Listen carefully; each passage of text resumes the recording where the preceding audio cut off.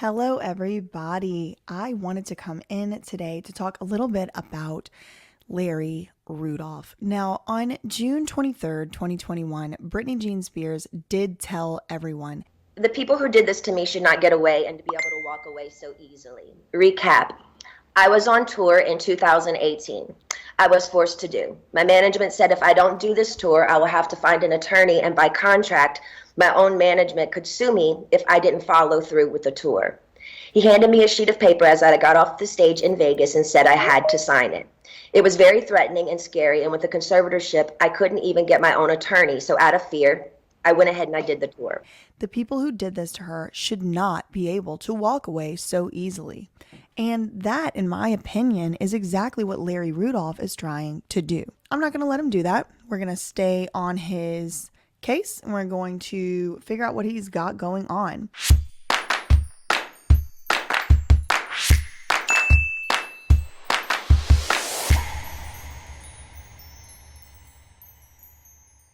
So this article, as you can see, was only from about 1 month ago, and it says Larry Rudolph, Britney Spears' longtime manager, launches new company under the Live Nation umbrella. Now, the reason I looked this up in the first place is because I was trying to find connections between Larry Rudolph and Travis Scott.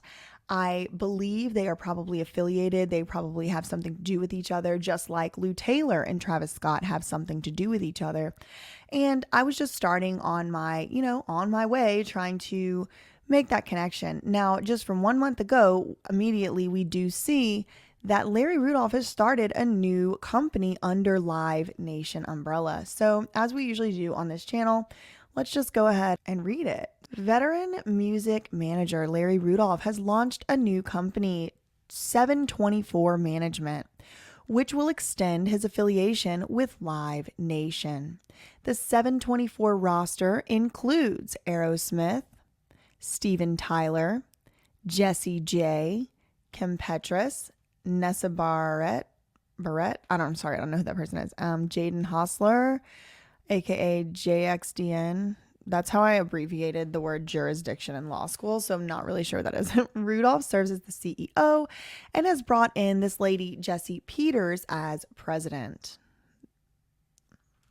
The two work in adjacent management firms under the Maverick umbrella. Now, Maverick was where Larry Rudolph had previously worked, and from what I understand, Madonna actually had some type of a stake in that company. The consortium of music managers put together by Guy Oseary in 2014. So Rudolph said, "I'm thrilled to announce our new 724 trafficking management venture with Live Nation." He said, "Jessie, myself, and our incredible team are dedicated to fostering a rich and valuable environment in which to nurture and support our artists," allegedly trafficking, both in development and throughout their careers, offering greater resources, experience, and opportunities than we ever have before. And we are focused on super serving our artists and providing them with every available pathway to success. Well, baby, listen to me, Larry. I don't know that doing that under Live Nation is the way to do that, being as like they can't even put on a concert without 10 people dying.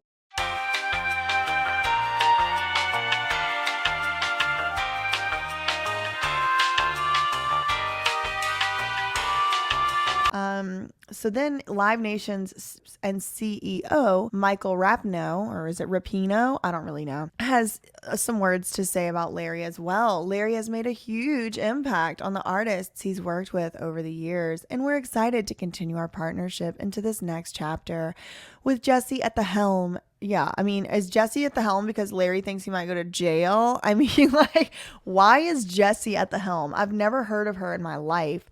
Why is Larry Rudolph starting a company and not being the president? Is it because he's scared? I mean, like, I don't really know.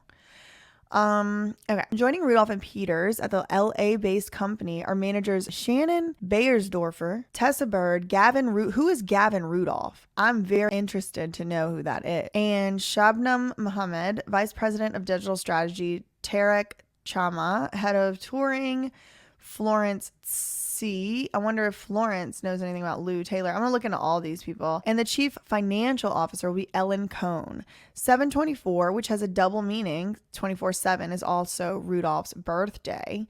And it will have a satellite office in Las Vegas. Now, Live Nation is very obviously and clearly trying to take over Las Vegas. That is who did Britney's residencies, and allegedly, apparently, according to people on the internet, there's a lot of mob money. There's a lot of nefarious activity that goes on in Las Vegas. Rudolph is coming up on his 30th anniversary in the music industry, having founded the entertainment law firm of Rudolph and Beer in 1992. And I do have a video coming out on all of that as well. There, his clients included Britney Spears, Taylor Swift, Lady Gaga, Justin Timberlake, the Backstreet Boys, Nick Lachey, 98 Degrees, O-Town, DMX, Raekwon, Ghostface, Rakim and the Sugar Hill Gang, among others. He segued into management in 1995 for Britney, opening Reindeer Management, where he began representing Spears, as he would continue to do for much of the next 25 years.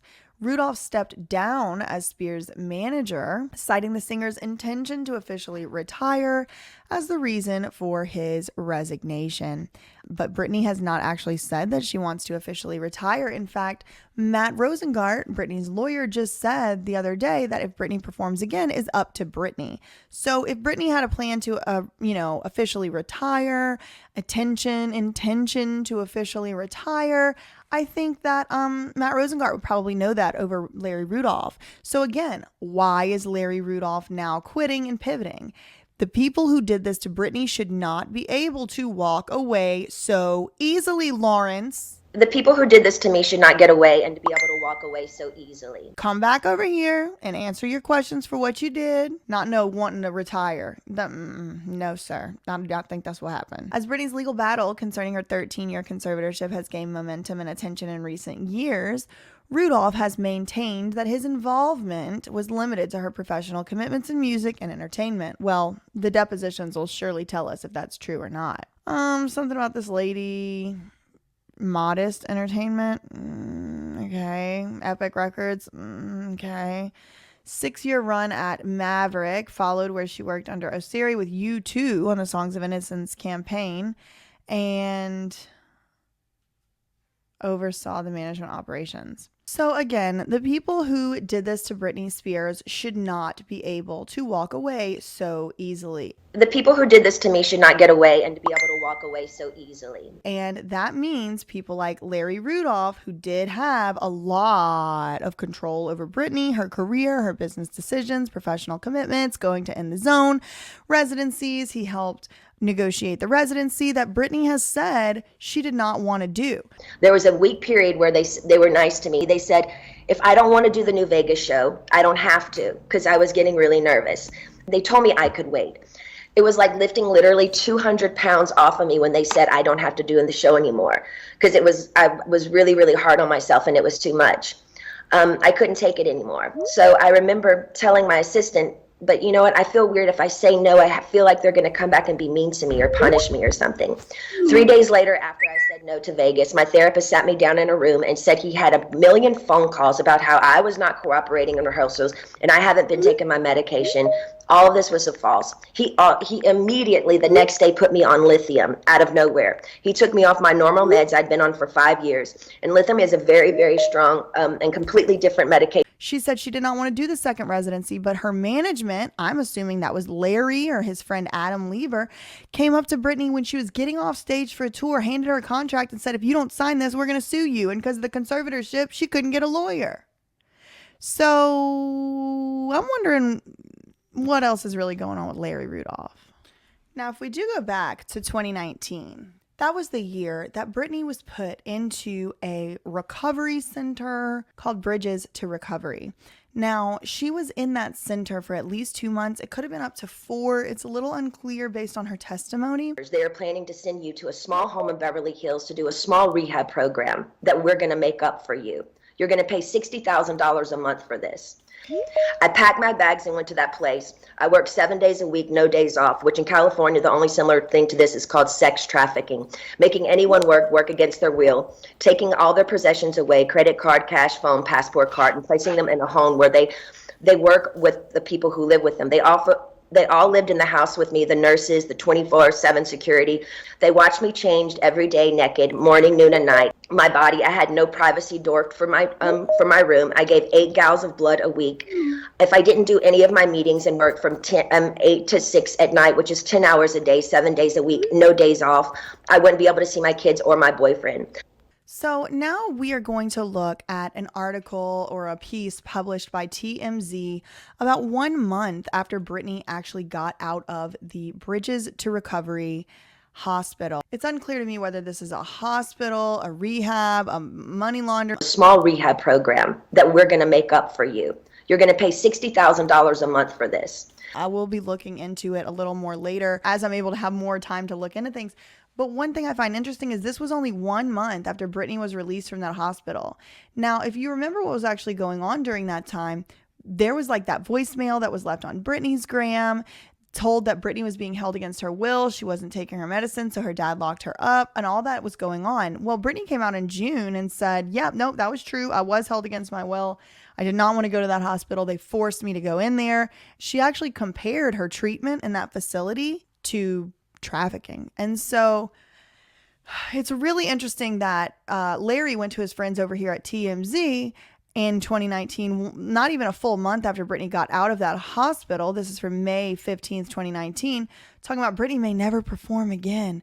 Now, interestingly, while all that was going on, Larry was also negotiating with Sony that Once Upon a One More Time musical that would have used Britney's rights and all that. A lot of people have said that they intended Britney to not make it through this treatment in 2019. They intended to make it seem like she was, overdosed or taking her own life or something like that. And, I don't necessarily think that myself, but I don't necessarily not think it. Look at this timeline. We're talking about less than a month after Britney gets out.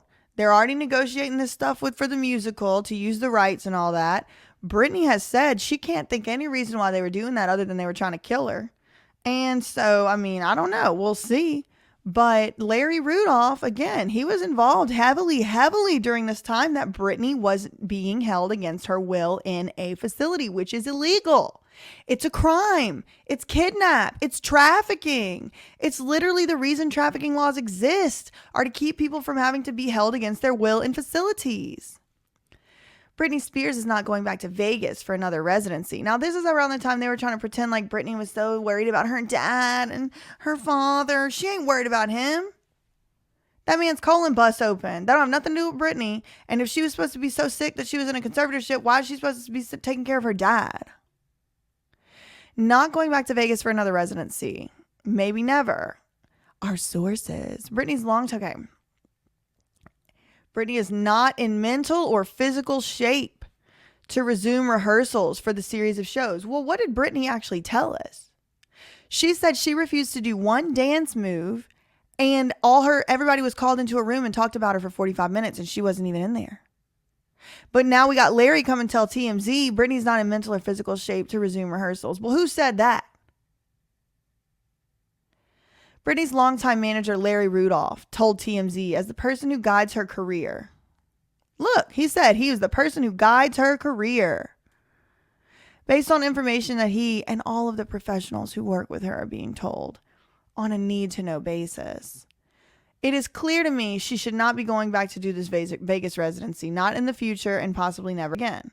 But Britney said she just chose not to. She said she wanted a break. Why didn't Larry Rudolph go to TMZ and say, Britney has said that she would like a break and we respect her bodily autonomy? No. You went and said something about her mental and physical health, you sick freak. Then you said you're the person who guides her career. Why isn't she guiding her own career?